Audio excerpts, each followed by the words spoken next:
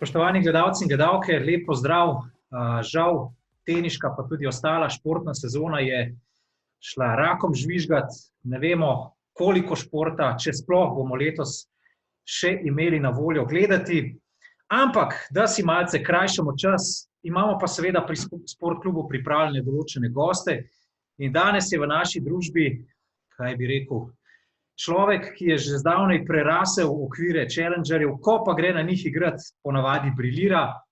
4-kratni finalist ATP turnirjev, nikoli žal še zmagovalec, ampak tudi to se bo v kratkem verjetno spremenilo, ko bo stekla teniška sezona in potem naslednja. Aljaž Bedene. Aljaž, dober dan.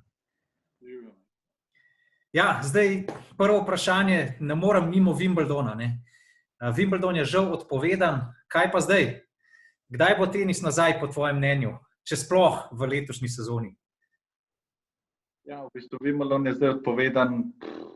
Jaz mislim, da smo si pričakovali to, okej, mogoče je še daleč, ampak vsa ta organizacija za tem pa vse stvari, ki potegnejo, je pač, mislim, da najboljš mogoče za sam turnir, da se odpove. Ja, kaj bo naprej, pa noben ne ve. Jaz upam, da bomo čim prej nazaj. Jaz mislim, da realnost je nekaj drugega. Zna se tudi zgoditi, mogoče v najbolj črnem scenariju, da bo tudi mogoče cela sezona odpovedana.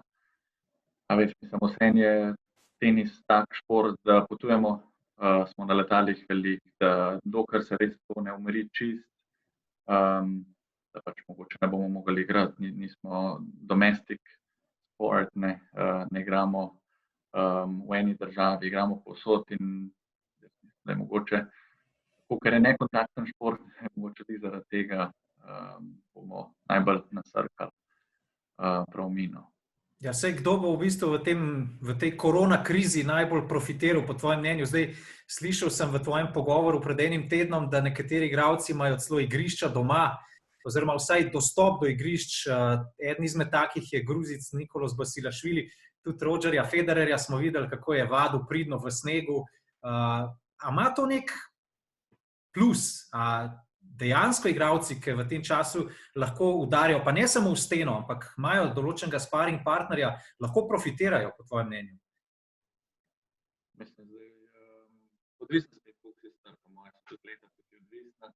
Ampak tudi odvisen od časa, koliko časa bo to trajalo, no. Zato, če bo dosti hitro šlo mimo, mislim, da bolj malo, to je tako, ker malo daljša pripravljalna sezona, ko imamo mi sicer 2 meseca. Zdaj, če bo to vlekel, ja, zna biti pa kar problem, no. Zdaj, predstavljaj si, da ne bomo mogli igrati 5-6 mesecev tenisa. Ali pa da tudi jaz ostanem tukaj v Sloveniji, treniram tukaj, niso najboljši treningi, po pravici povedano. Ja, profitiral jaz ziher ne bom s tem, dalj ko traja, slabše.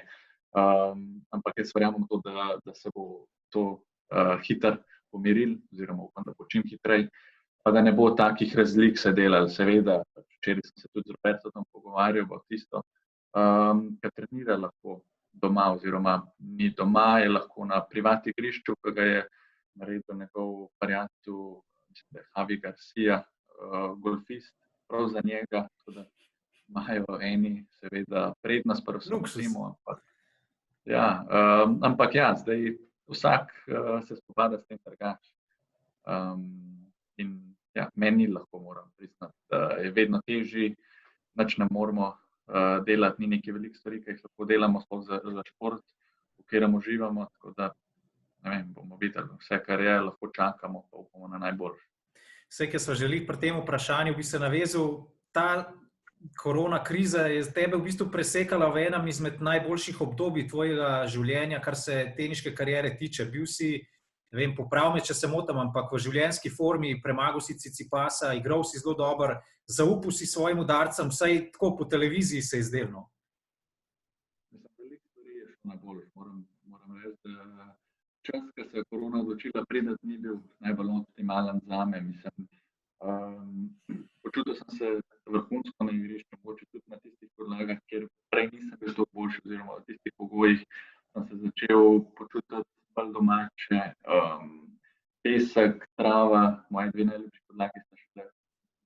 Triple A na sporedu. In ja, igral sem res dober tenis. Top 20 igralcev sem premagal letos, enega top 10. Počutil sem se, da lahko pridem na še višja mesta, kot sem že bil. Tudi po točkah, torej nisem nič branil naprej, torej vse mi je šlo dobro, ampak ja, to je bolj presekal. Jaz upam, da bom se v isto dobro formo vrnil čim prej, torej takoj, ko bomo začeli igrati, ker jaz mislim, da bo ranking tudi narejen tako, da se bo nadaljeval, ker da bi se od Indije Velsa nadaljeval, seveda bojo drugi turniri. Ampak ja, spet, če bo pa cela sezona povedana, mislim, da se pač nič ne bo več upoštela, pa gremo spet jovo na novo, ampak ja, malo je bilo težko, oziroma še zmeraj malo težko misliti na to, ok, pa res sem si želel igrati na najboljšem nivoju, oziroma kakor sem se počutil, sem začel verjeti v to, da lahko najboljše premagujem in ja, je bolj težji, toliko težji, ne. Daj malo povej, kako poteka tvoj dan. Po kronološkem zaporedju, tako ne rabiš čisto vsake podrobnosti povedati, ker verjetno ne bi čisto vsake zadeve delil z gledalci, ampak tako, od zjutraj do popoldneva pa večera, kaj počneš, verjetno si sam s svojo izbranko Kim, kaj delata? Ja, v bistvu dve stvari, kjer sem se lotil zdaj, torej, ko ne morem trenirati najboljš, oziroma lahko delam vse stvari samo doma. Je ena, si želim napredovati v psihološkem smislu, torej narediti nek mentalni napredek, delam z mojo life coachinjo iz Anglije, plus lansko leto maja sem dodal športnega psihologa Aleša Vičiča, tako da delam dosledno na tem, torej jaz verjamem v to, da se lahko marsikaj tukaj popravi, moj tenis bo prišel na vrsto takrat, ko bo. Plus druga stvar je, želim si napredovati v sami raztegljivosti, ker zdaj torej imam veliko časa, gledam svoje tekme od letos, od nazaj, vidim, kje so mogoče kakšne pomanjkljivosti, zdaj kaj se da narediti. Jaz verjamem to, da se tudi v raztegljivosti da marsikaj narediti, torej zdaj pa pride joga, te stvari. Druga stvar je, doma moramo delati vse, vsa kosila, vsa večerje in se pač čim bolj zdravo je, tako da še zmeraj se ta zdrav način življenja nadaljuje. Tako da v bistvu je vse zato, da bom čim bolj pripravljen naprej, no. Jaz osebno verjamem, da bomo hitro nazaj na igriščih, tudi če bomo recimo januarja naprej, bom pripravljen pač seveda najbolj tistih mejah, kjer lahko, oziroma najboljš, kakor si lahko. Zdaj so pa pač pol druge, seveda tudi serije pridejo v poštev, ker težko zafilati ta čas, ampak glej, po pravici povedano, uživam, vidim to kot nek plus oziroma neko pozitivno stvar, kar lahko narediš, naredi, ne bo ti žal pol, jaz mislim, da moramo tako vsi gledati, ne, zato ker tukaj je tudi pomembno, koliko časa bomo doma, kaj bomo s tem naredili časom, zdaj, ko bomo prišli nazaj, to govorim na splošno, če bomo izkoristili ta čas za dobre stvari, torej, da se bomo izboljšali nasploh, bo super. Če bomo ta čas, ga ne bomo izkoristili, se bomo bolj kaj ne izgubljali, zapolnjevali čas za brezvezne stvari, pol mislim, da ni najboljše, no. Tako da gledam na to, da bom čim bolj pripravljen.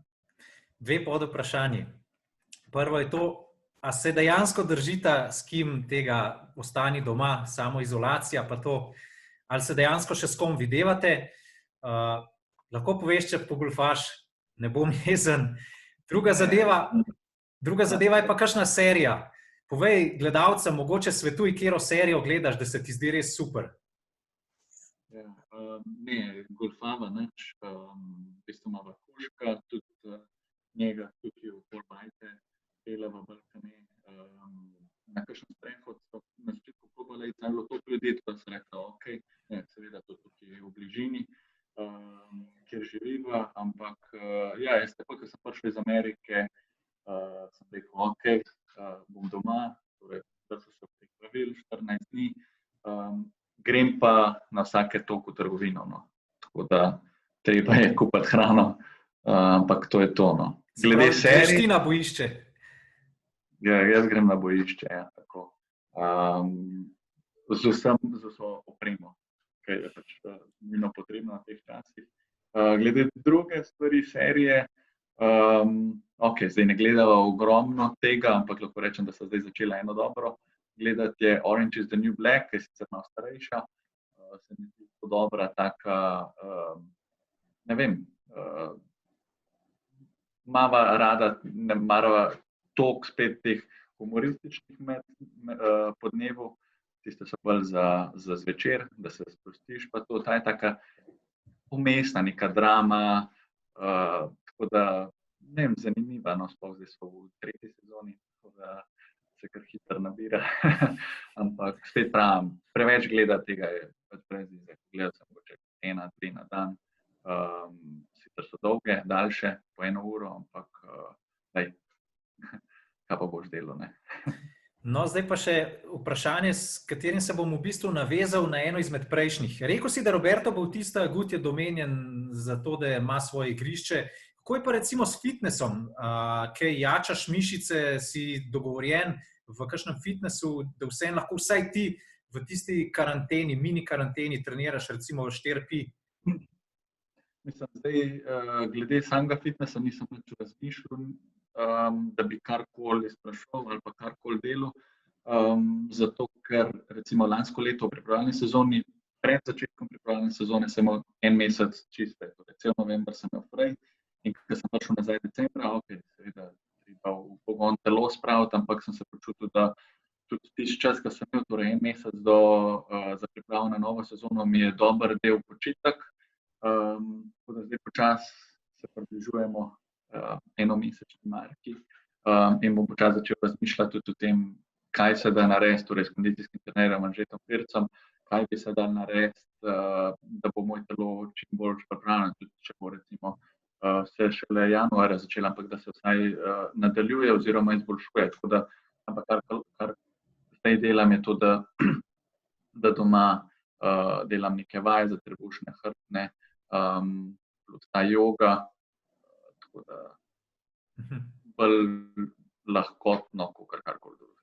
Kaj pa Markus Wieselšperger, tvoj trener, se z njim slišita na dnevni bazi, kakšen je zdaj sploh dogovor? Zdaj tukaj je ena velika dilema, malo spremljam tudi pač prek Twitterja pa prek ostalih medijev, da je nekje pri kakšnih povezavah igralec, trener, lahko tudi zaškripali, ker zdaj je obdobje, ko ne igrate, se pravi trenerja, dejansko sploh ne rabaš, da bi ti karkoli povedal, ampak po drugi strani ga pa še zmeraj nekako se pričakuje, da bi ga plačeval. Kako je zdaj pri vama? Zdaj, najina stvar je taka, da nimam ga plačanega na mesec, jaz ga imam na tiste tedne, ko z mano potuje. Tako da kakor jaz, je tudi on zdaj v škricih. Se slišva, ne vsak dan se slišva, zdaj so se slišala parkrat, kako je bolj karkoli drugega. On je pričakoval, da bo to hitro šlo mimo, torej da se bo hitro začel delati, da tudi bom lahko sam igral tukaj, kakšne vaje povedal pa to, ampak to se ni zgodilo. Tako da, jaz ti pa prej spomnim, da tenisači nasploh smo v zelo slabem stanju zdaj, zato ker pač prihodka ni. Plačani smo na to, kako dobro igramo, torej od vsakega turnirja odvisen. Jaz sem tudi šel v Indian Wells, plačal vse, bil tudi za prenočišča tudi za Miami, plačal 20,000 evrov bil, oziroma investiral v to, da bom čim boljš naredil. Tudi nobenega denarja nisem dobil ne od Indian Wellsa, ne od Miamija, pač nismo dobili nasploh, tako da, mislim, ni najlažji, no. Tako da, mislim. Sej, v bistvu se lahko tudi na naslednje vprašanje naveževa. Glede na ta lockout, oziroma lockdown, kakor bi lahko temu rekli, a ste od ATP-ja dobili kakšno zagotovilo, da bo prišlo kakšno nadomestilo? Zdaj, dobro, zate je zadeva takšna, da še zmeri ti kaže veliko boljš kot enemu igralcu, ki grinda prek challengerjev ali pa futuresov, na vse zadnje, za vse tiste gledalce, ki ne veste, Aljaž Bedene je samo z nagradami na ATP turnirjih v svoji karieri zaslužil že skoraj milijone ameriških dolarjev. Mislim, ne bom rekel, da ti je lahko, ampak ti je pa veliko lažje, kot pa tistim igralcem, ki so, ne vem, 300 na svetu. Pa me zanima, a je mogoče ATP že rekla, da bo karkoli prispevala v vaš mošnjiček, glede na to, da imate božjastne izpade denarja? Zdaj niso rekli, da bojo prispevali, rekli so, da se bojo potrudili, da bi prišli skupaj z igralci, sploh s tistimi, ki nujno potrebujejo nek prihodek. Ampak ja, kaj se bo zgodilo, pa noben ne ve. No. Zdaj med igralci mi se malo pogovarjamo, kaj bi se lahko naredili. Zdaj nekaj, ja, definitivno si želimo vsaj nekaj dobiti nazaj od turnirjev, ki smo šli, torej bili so mandatory events, torej moš pridati tja, na koncu si v minusu. Ok, razumem, seveda vsi imamo problem, jaz verjamem tudi, da so bila zavarovanja pri turnirjih, torej v primeru prekinitve karkoli, virusa, ne vem. Tako da, ja, zdaj pa čakamo. Kaj se bo zgodilo, ne vem, jaz si definitivno želim, da sploh nižje rangirani, torej tisti, ki se borijo iz tedna v teden, da nekaj dobijo, pa da lahko pač živijo normalno, ne rabijo nekaj veliko, samo da preživijo, no, ne. Zato, ker ja, dalj to traja, težje je, ne. Tako da, ampak ja, zdaj v tem smo načeloma bolj ne vsi na istem, seveda je lažje zaslužiti več, pa biti lažje, mislim, manj odvisen od denarja, ne, ampak vseeno, vsi imamo svoje probleme. Zdaj, rekel si, da se igralci o tem pogovarjate. V javnosti je pricurljala tudi informacija, da imate igralci iz elitne stoterice določeno WhatsApp skupino, v kateri se pogovarjate, pa verjetno niso teme samo to, kar resne, se pravi, ali bo recimo ATP dala neko nadomestilo. Kdaj je verjetno tudi malo bolj komično vzdušje? Kdo recimo skrbi v tej skupini za smeh, poleg Fabija Fognini in Benoita Paire, kjer sem prepričan, da ima ta fanta veliko komičnih vložkov. Ja, zdaj, neka grupa je.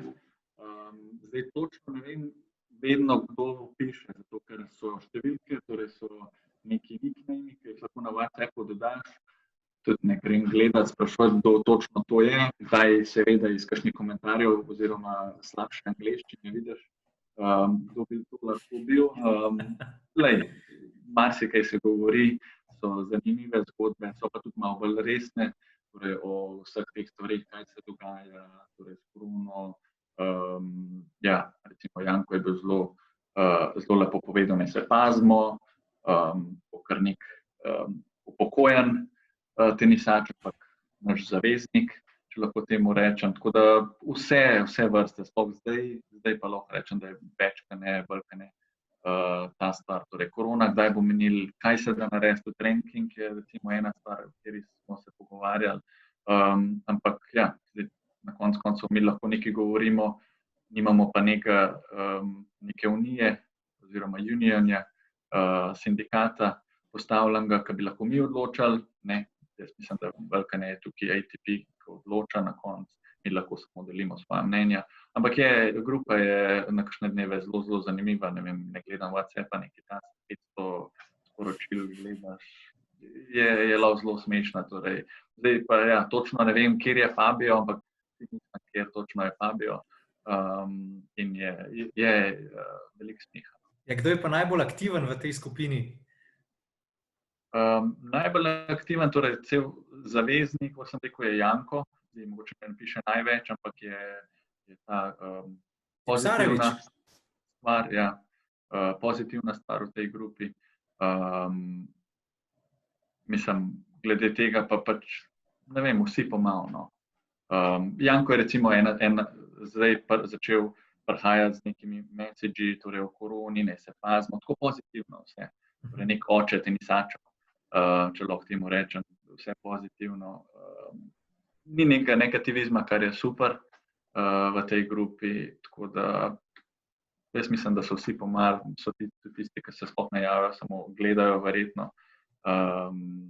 Ja, ne vem. Kaj pa balkanska skupina? ki si rekel, da sta Lajović pa tale Džumhur noter. To je pa verjetno ločena skupina, v kateri se pa tudi pogovarjate, pa je najbrž še bolj komična. Tisto je drugo, ja. Mislim, zdaj tukaj sta tudi vključena, ampak spet zdaj odvisen od dneva, spet odvisen od situacije, torej kakšna je, o čem točno se pogovarjajo. Ampak ja, Džumhur je seveda tisti meni eden izmed bolj smešnih sploh s svojimi komentarji noter, ker tudi vem, kjer je, zato ker imam njegovo številko. In ja, lahko ti rečem, da je zelo pozitivno. No. Ok, dajva se malo vrniti k Davisovemu pokalu. Zdaj, pač, kar se je zgodilo Indian Wells pa Pakistan, itak ne moreš vplivati, ne, ker nisi vedel, ampak če bi imel šanso, pa če bi vedel, recimo, da bo Indian Wells 100% odpadel, a bi šel v Pakistan? Mislim, zdaj, če bi vedel, kakšna je bila situacija v samem Pakistanu, torej, da je bilo varno, da je bilo vse predo poskrbljeno za igralce, bi rekel, ja, definitivno bi šel tja. Mislim, da bi me rabili tam. Nažalost se ni najboljše šlo, ampak ja, definitivno bi šel. No. Ja, tudi, če bi pač vedel, da bo vse skupaj 6 dni trajalo z dežjem, pa da bi moral balinčka igrati v hotelu. Balinčki niso nekaj nevsakdanjega na Davisovem pokalu, ampak ja, zdaj, če 6 dni traja, kaj pa je v primerjavi s tem, ker ne vemo, koliko časa bo zdaj to trajalo. Ja, mislim, odigral bi zihar to tekmo z velikim veseljem. Ja. Ampak ja, kdo je vedel, da se bo skenslil turnir, pa ne samo skenslil turnir, da bo toliko časa vnaprej neznan, kdaj se bo spet začel. Ampak ja, bi odigral in jaz mislim, da bi lahko pomagal Sloveniji. Zdaj, to nam prinaša Paragvaj septembra, če bo seveda Davisov pokal sploh potekal. A te lahko pričakujemo proti Paragvaju v dresu z državnim grbom na prsih? Ali bo to mogoče tudi sovpadalo? Nisem niti pogledal točen, kateri turniri so takrat. Je pa to blizu Rolana Garrosa, če bo seveda vse skupaj steklo. Ja, mislim, po pravici povem, zdaj, kukar je zdaj postavljen Davis Cup, jaz mislim, da se Davis Cup ne bi smel, zato ker je New York, pa je pol takoj po New Yorku Davis Cup, torej v času kvalifikacij za Roland Garros, ali pa je pa Roland Garros, mislim, niso potrdili na srečo vsega tega urnika, definitivno je ena velika zmeda, vsem, torej, bolj je ta ker ne ve noben, kdaj se bo začel točno, ampak ja, jaz si želim igrati proti Paragvaju, tudi doma igramo. Ena in edina stvar, zakaj nisem igral proti v Pakistanu, je Pakistan sam bil. Torej, podlaga, vse, kar je bilo povezano s tistim Pakistanom. Pa predvsem oddaljenost, ne? Oddaljenost, torej lokacija Pakistana na drugačni podlagi. Ja, mislim, zdaj iz tam iti v Indian Wells, pa lahko si misliš, kako bi se počutil prvo kot prvo, če bi se seveda igrali, drugo kot drugo je pa tudi ta verjetnost poškodbe je toliko večja. Ne? Torej, iti iz podlage na podlago ni najboljšno. Tako da meni je žal, da nisem mogel biti zraven, sploh zato, ker smo imeli dobro priložnost. Jaz mislim, da smo tudi načeloma v polni postavi boljša, veliko boljša ekipa kot Pakistan, ampak ja. Kar se je zgodilo, se je zgodilo. Ne? Dej, greva še malo na opremo, oziroma kar na opremljevalca. Si eden izmed redkih tenisačev, ki je pred letošnjo sezono zamenjal opremljevalca, presedljal iz Lota na Neptun. Kolikor vem, na turu, pa nisem... Tako. Kolikor vem, si poleg Nicole Meliša Redini, ki ima tega opremljevalca, pa lahko še enkrat zdaj gledalcem, ko boš govoril, pokažeš svojo opravo. Tako. Ja, torej lansko leto so se začela pogajanja oziroma pogovarjanje z lastnikom, ki si se Brazilc in si je res zelo želel mene imeti v firmi oziroma da bi nosil to stvar. Jaz sem rekel, ok, seveda me zanima, ampak me najbolj zanima, kakšen je material, kakšna je vizija za tem. ker nekaj je seveda finančna plat, nekaj je pa, da si nekdo želi te imeti, da si želi narediti najboljš za firmo. In jaz, ko sem videl, da je ta fant res prepričan v to, da lahko dobro naredi, da se bo potrudil, torej vse kljukice odtikal, sem rekel, ok, gremo v to, zato ker sem tudi probal material, super material, torej res se je potrudil. Seveda, na začetku ne moreš dobiti optimalne stvari, mogoče kakšne stvari mi ne pašejo oziroma so mi malo prevelike, ampak to seveda pride. Jaz sem si najbolj želel, da se nekaj naredi s to firmo. Verjamem, da bojo dobro naredili, zato ker vseeno je to material, ki ga imaš na sebi. Zelo sem bil zelo zadovoljen prej, moram reči, ampak tako je bilo, da sem se odločil za to in sem zadovoljen. Samo blagovna znamka je pa ameriška, a ni? Če se ne motim.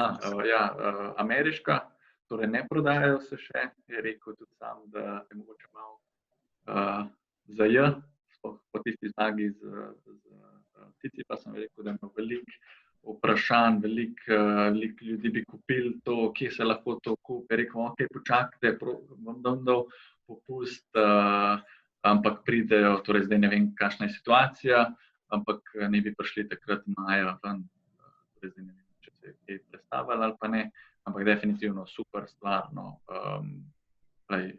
lahko rečem samo dobre stvari o tem.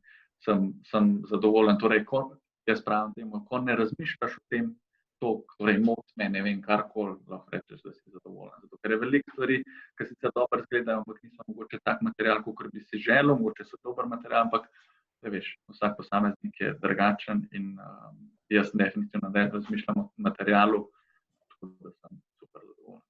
Glede na to, da si rekel, da je Brazilc, a je mogoče stik s tabo navezal takrat, ko je potekal turnir v Rio de Janeiro in si imel kar soliden rezultat lani?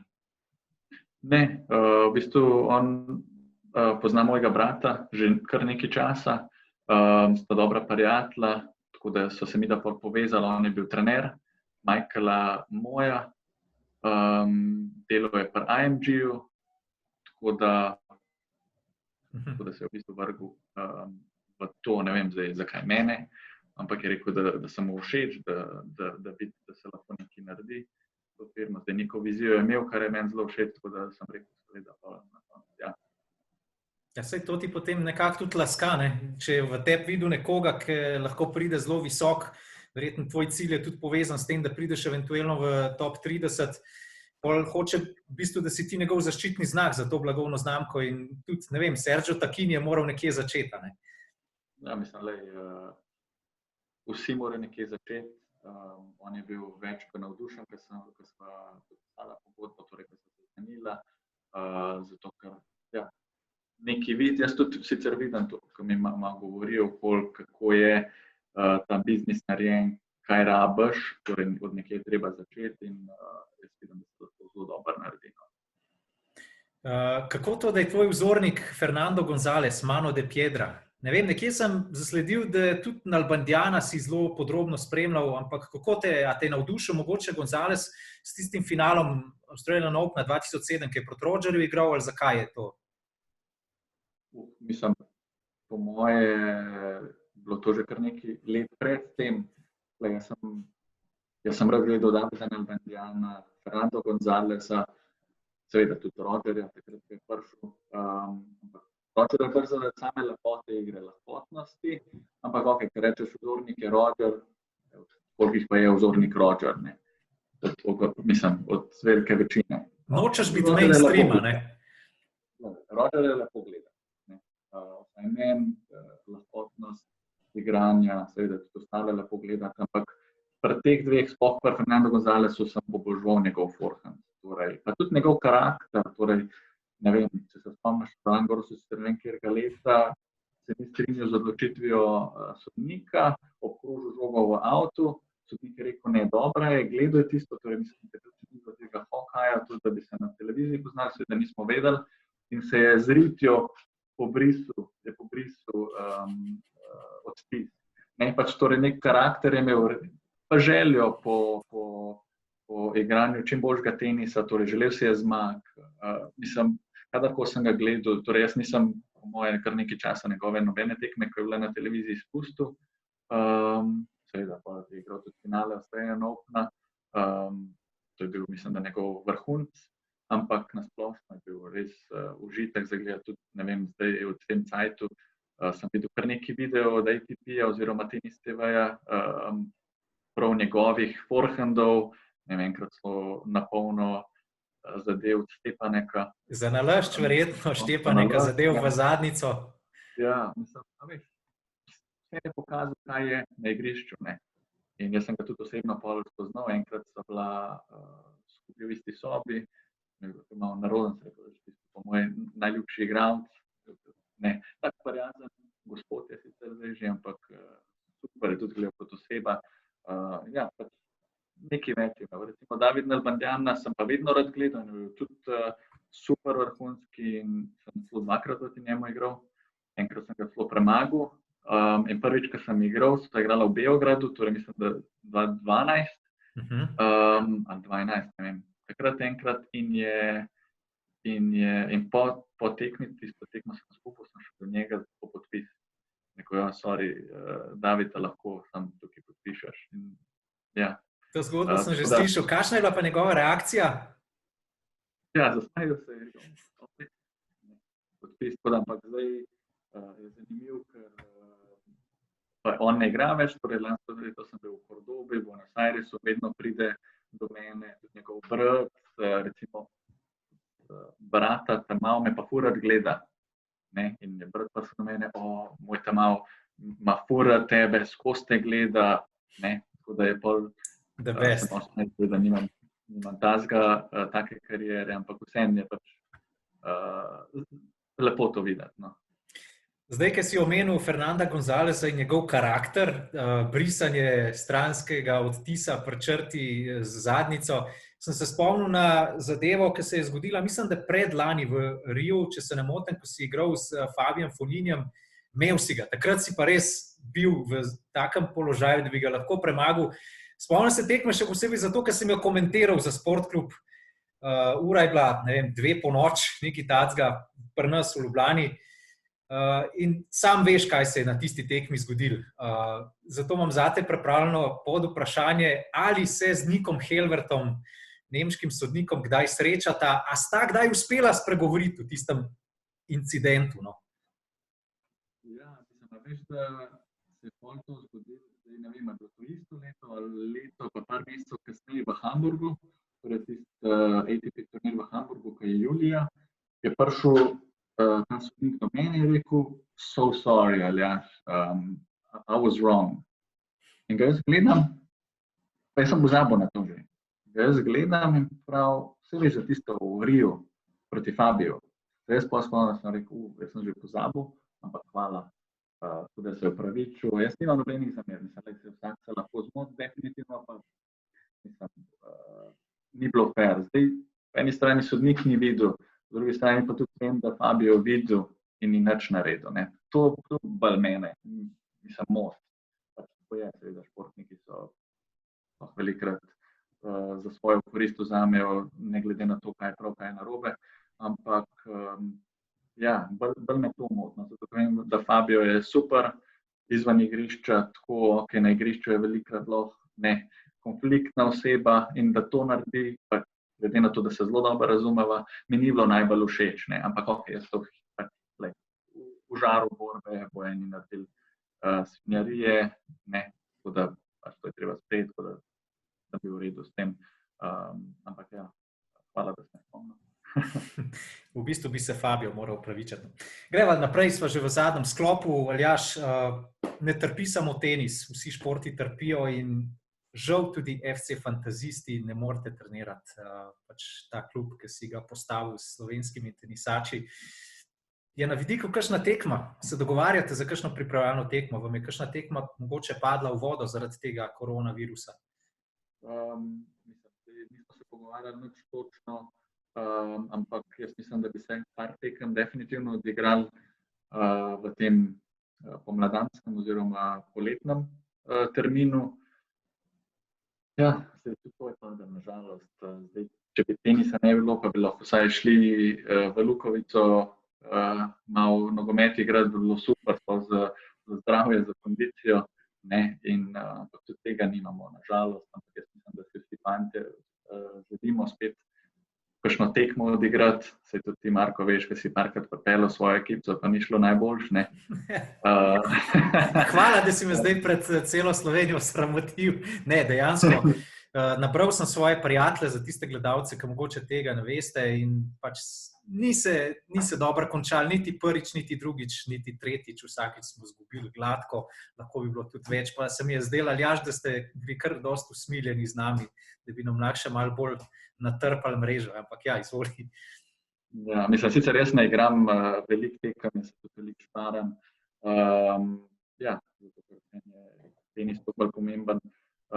Igram pa z užitkom, ampak fantje, tisti, ki igrajo sploh bolj vedno, so toliko napredovali in res uživajo v tem, tako da jaz upam, da se bo tudi čim hitreje končalo, tako da bodo tudi fantazisti ne bojo trpeli.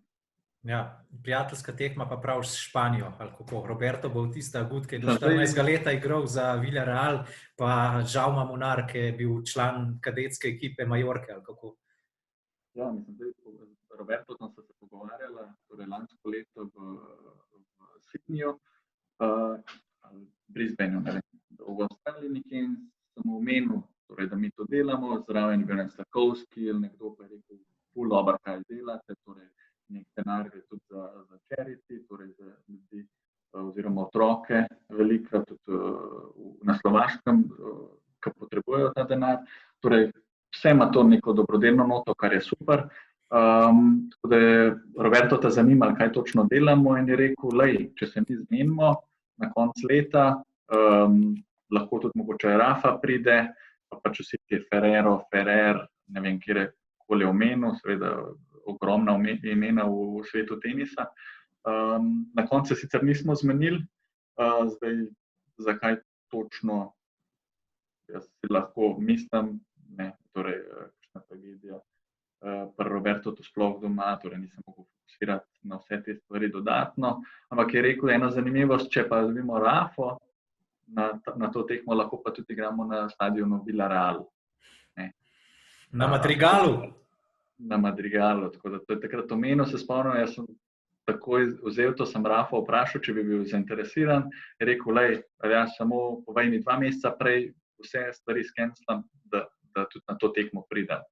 Ampak ja, pa na koncu nismo rekel, da lej, upam, da enkrat se bomo, zato ker to bi bilo super. Jaz sicer mislim, da so Španci s svojimi izkušnjami nogometnimi pred nami, ampak lej, vsem so fantazisti tog časa že obstajajo, da so se nekaj naučili, tako da bi bila zanimiva tekma, no. Definitivno pa veliko užitka s tem. Ja, jaz mislim, da toliko enostranski razplet to vse ne bi bil, na vse zadnje Grega Žemlja je steber obrambe, pa še par fantov, ki postavite tisto formacijo. Mislim, da se ne bi osramotil, no. Greva še na zadnji 2 vprašanji, Aljaž, da te ne morim predolg.